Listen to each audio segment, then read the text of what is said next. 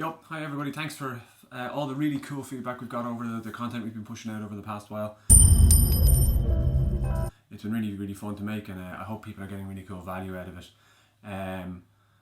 Back to the 9 to 5, unfortunately summer holidays are over for me, so the velocity might go down a little bit in terms of the output, but we'll still try and get as much out as we can.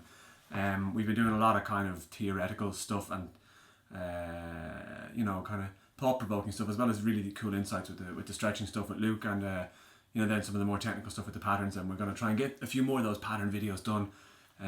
Like I said, they take a long time, but they're worth doing, so we are going to try and do a few of them hopefully this week.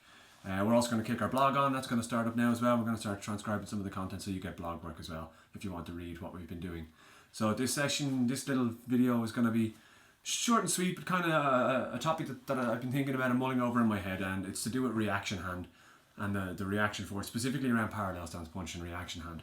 So when I think of the reaction hand, when we as Taekwondo instructors or Taekwondo students talk about reaction hand, especially in parallel stance, it's this idea, right, where the reaction hand is extended, and then we create sine wave and whatever, and this is the action, this is the punch, this is the power. Reaction hand is just there to create reaction force, and it's the theory of power and all of that we talk about and we discuss.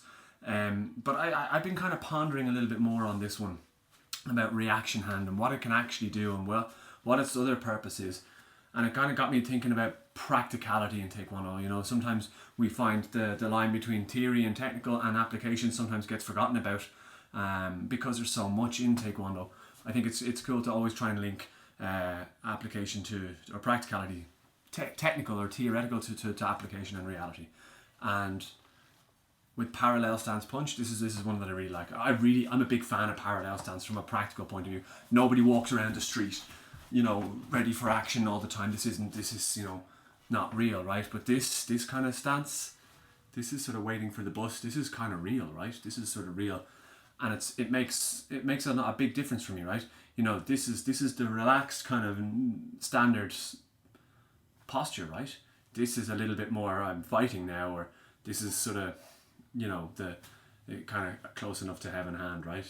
But that's a different idea that I'll talk about in a future video. But in parallel stance, this is practical for me, because from here instantly we can get to here, right? This is our idea that we talk about all the time, from parallel stance for me, and well, away we go. We've all done this punching on the spot in the lines. But practically, think about this, right? Think about how useful this is, right? Because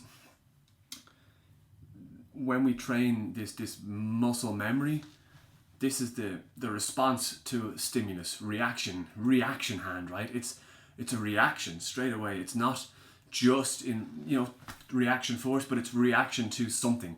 So something has happened, and the reaction hand is the thing that we've always trained to come up in front, and it's your guard, it's your block, it's your shield. I know it's not a block. I know it's not a formal block, but it's a fence. It's in self-defense. It's this reaction, right? And this for me is another purpose for reaction hand, right? It's the first point to stop things, to block things, or it can turn into whatever for a more practical self-defense. So again, that line between theoretical and practical, right? So this for me, while this is the blueprint for punching, it's not too far away from something like that, right? It's not too far away.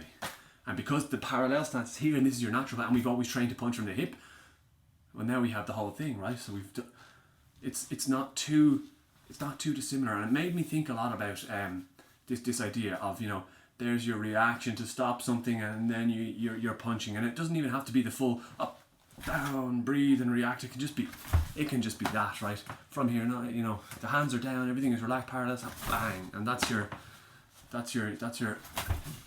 kind of action or reaction. It just got me thinking, is there a self-defense element here, that the reaction hand serves a greater purpose?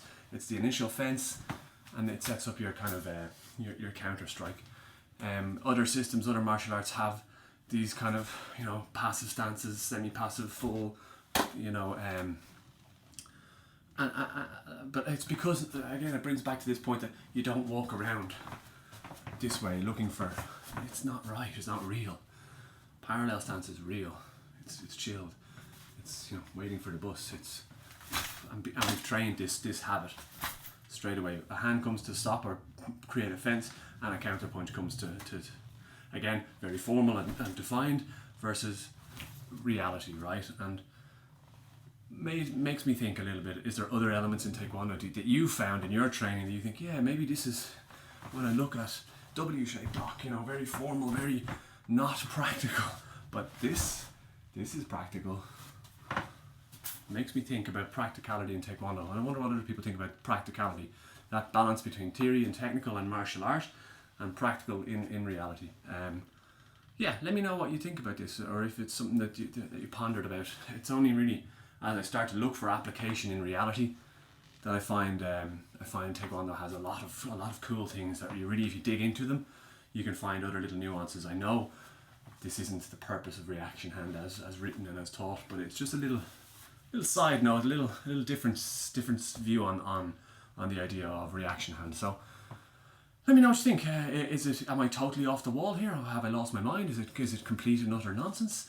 Am I onto something here? Is there another side to this?